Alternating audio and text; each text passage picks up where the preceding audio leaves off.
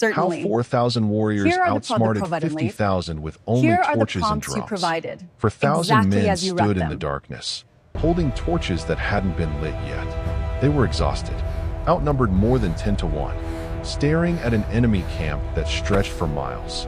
50,000 soldiers who'd been conquering territory for months, crushing every army that dared stand against them.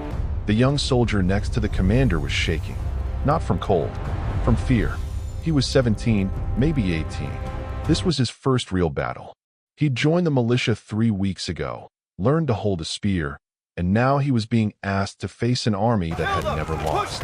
He turned to his commander and asked the question everyone was thinking. How do we win this? They outnumber us 12 to 1. They have better weapons, better training, more supplies. We're going to die here, aren't we?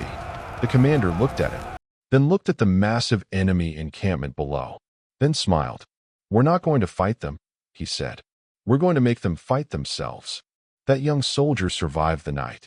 Years later, when people asked him about the battle, he'd say the same thing every time. I learned that war isn't won by the army with the most soldiers. It's won by the army that understands fear. Because what happened that night, what those 4,000 warriors did with nothing but torches, drums, and pure psychological genius, it rewrote the rules of warfare. It proved that sometimes the deadliest weapon isn't a sword or a spear. It's the enemy's own imagination.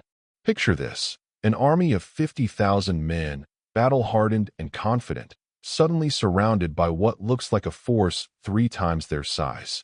Drums thundering from every direction, torches blazing on every hilltop, war cries echoing through the darkness. And in their panic, in their terror, they start attacking each other, friend killing friend in the chaos, unable to tell ally from enemy in the confusion. By sunrise, thousands are dead, not from enemy action, from their own hands. And the 4,000 warriors who orchestrated it, they barely fired an arrow. This is the story of the most brilliant tactical deception in military history, of how a vastly outnumbered force used psychology as a weapon and turned an invincible army into its own worst enemy, of how 4,000 men with torches and drums defeated 50,000 soldiers with swords and spears. Stay with me, because what you're about to learn will change how you think about warfare forever. And if you skip this story, if you scroll past without hearing how these warriors saved their homeland through sheer genius, you're missing one of history's greatest lessons: that intelligence defeats strength, that creativity defeats numbers, that 4,000 brave souls with a brilliant plan can outsmart 50,000 conquerors. They earned their place in history that night, fighting a battle without fighting, winning a war with shadows and sound. And every warrior who stood in that darkness, holding a torch and trusting a plan that seemed impossible, they deserve to be remembered. So let me tell you how they did it. 6 months before that night, the invading army had been unstoppable. They'd come from the Eastern Territories, a coalition of warlords who'd unified under a single banner, driven by ambition and the promise of plunder. Their commander was a veteran of dozens of campaigns, a man who understood warfare as both an art and a science. He'd taken cities, defeated kingdoms, and built a reputation that preceded his army like a weapon. 50,000 soldiers marched under his command. Infantry that could hold formation under the heaviest assault. Cavalry that could break enemy lines with devastating charges. Archers whose volleys could darken the sky. And most importantly, an army that believed it was invincible. Soldiers who'd won so many battles that defeat seemed impossible. They swept through the borderlands like a flood. Small towns surrendered without a fight. Minor fortresses fell within days. Armies sent to stop them were crushed so thoroughly that survivors wouldn't speak of the battles for fear of reliving the trauma. In 6 months, the invading force had conquered territory that would normally take years to subjugate. They were heading toward the heartland now, the wealthy provinces where the Real prizes waited. But between them and their objective lay a valley, and in that valley stood an army determined to stop them. 4,000 warriors. That's all the defenders could muster. It wasn't a professional army, not really. It was militia forces, local volunteers, veterans pulled from retirement, young men who'd never held weapons before, merchants who'd closed their shops to take up arms. They were farmers and craftsmen and scholars who understood that if this invading army wasn't stopped here, their homeland would be next. Their commander was a different breed from the enemy general. He wasn't a career military man with decades of battlefield experience. He was a scholar who'd studied warfare theoretically, a strategist who'd read every military text he could find, a thinker who understood that tactics and psychology could sometimes overcome brute force. He'd been appointed because no one else wanted the job, because everyone knew this was a suicide mission. When he first saw the enemy army, even he felt despair. 50,000 soldiers spread across the plains, their campfires stretching to the horizon. His 4,000 defenders looked pitiful in comparison, a token force that would be swept aside in hours once the invading army decided to attack. Traditional tactics were useless. If they met the enemy in open battle, they'd be annihilated. If they tried to defend a fixed position, they'd be surrounded and starved out. If they retreated, the enemy would simply advance and devastate the lands behind them. Every conventional option led to defeat. So the commander did something unconventional.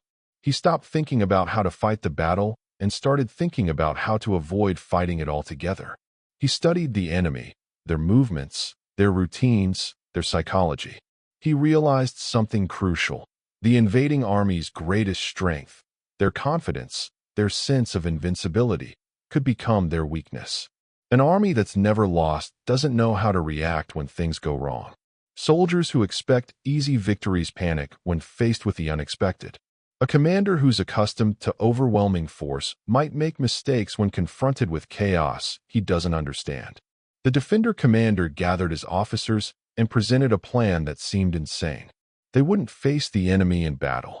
Instead, they would orchestrate an elaborate deception, make the enemy think they were surrounded by a massive force, create chaos and confusion, and let the enemy's own fear do the fighting for them. His officers thought he'd lost his mind. One of them said bluntly, "You want us to defeat 50,000 soldiers with torches and drums? That's not a military strategy. That's a magic trick." The commander smiled. War is psychology. If we can control what the enemy believes, we can control how they act. And if we can make them panic, really panic, they'll defeat themselves.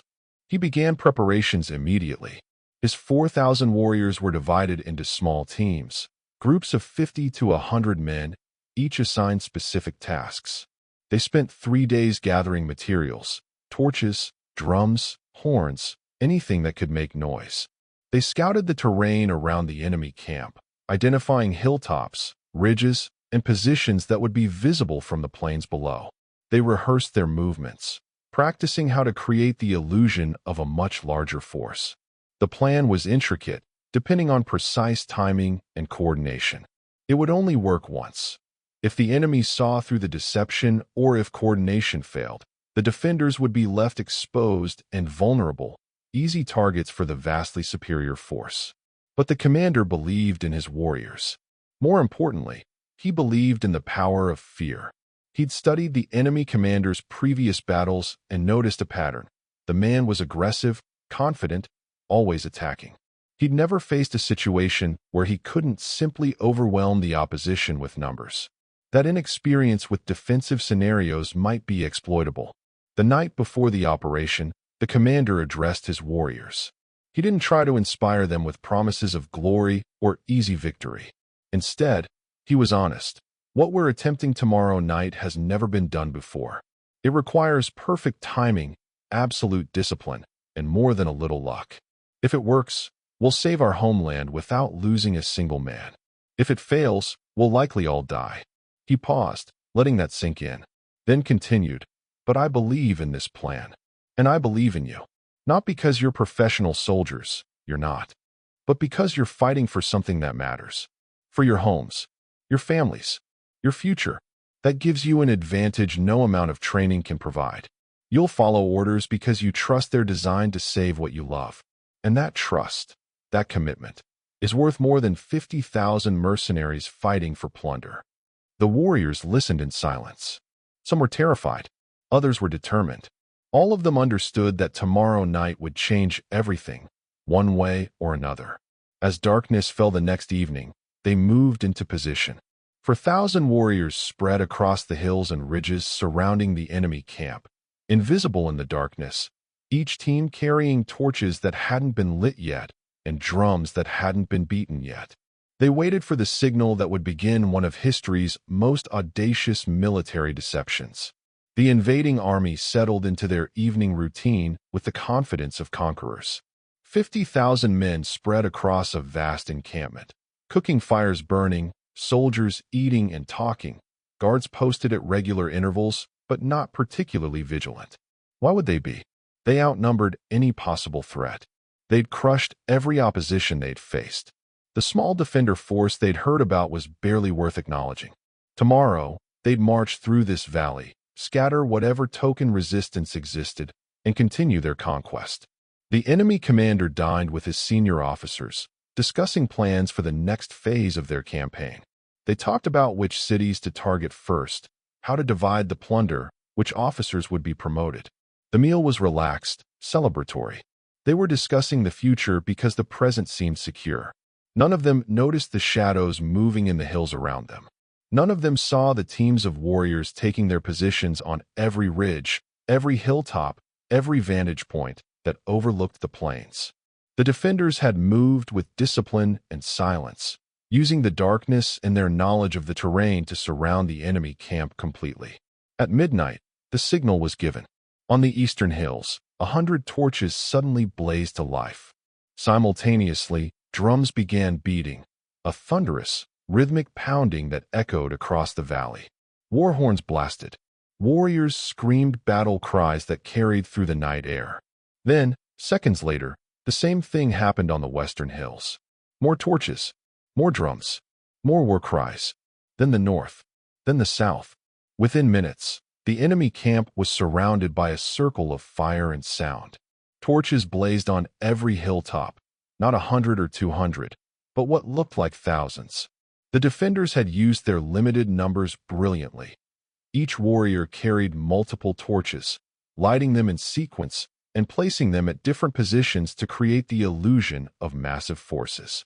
Teams would light torches on one hilltop, then quickly move to another position and light more torches.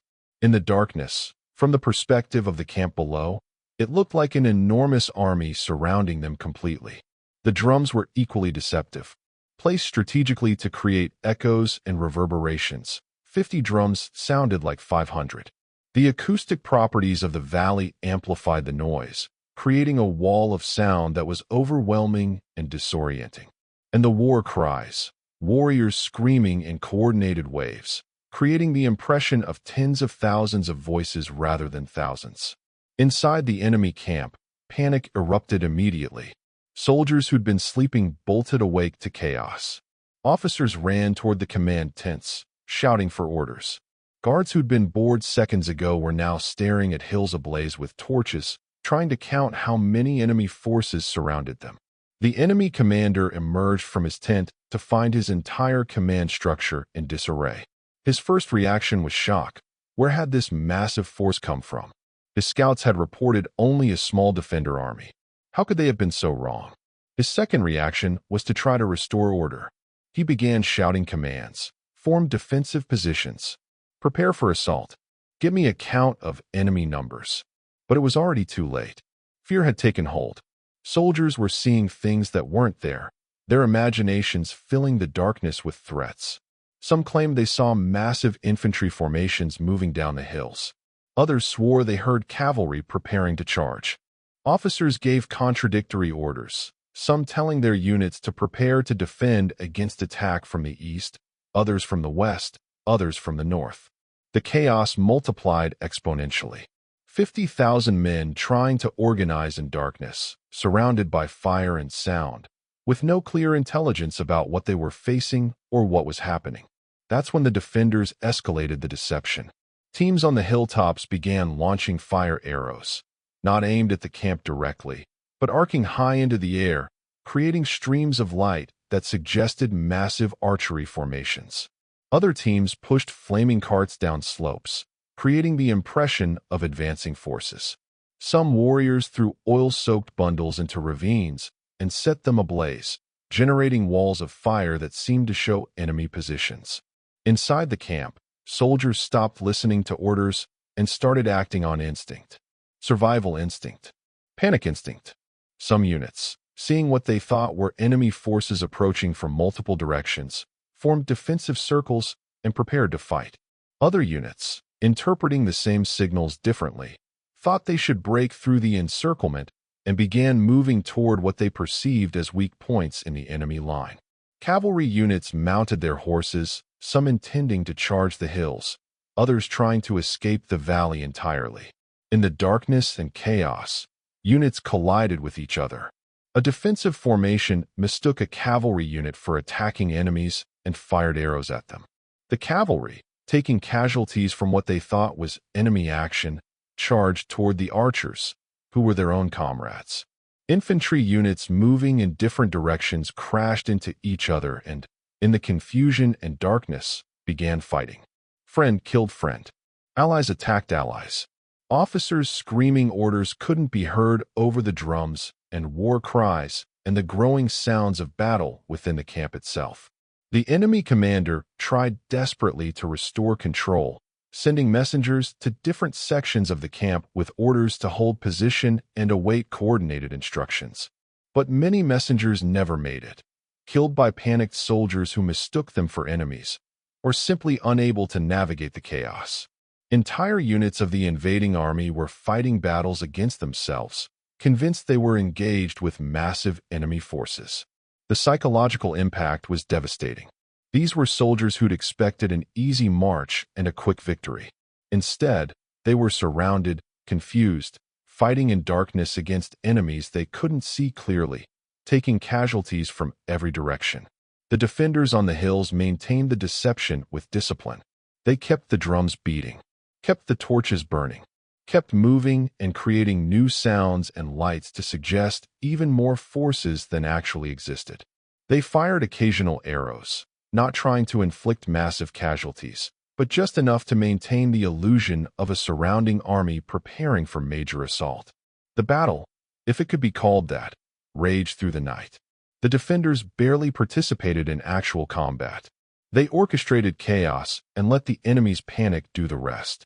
By the pre-dawn hours, the invading army had destroyed itself. Thousands were dead, killed not by the defenders, but by their own comrades in the confusion.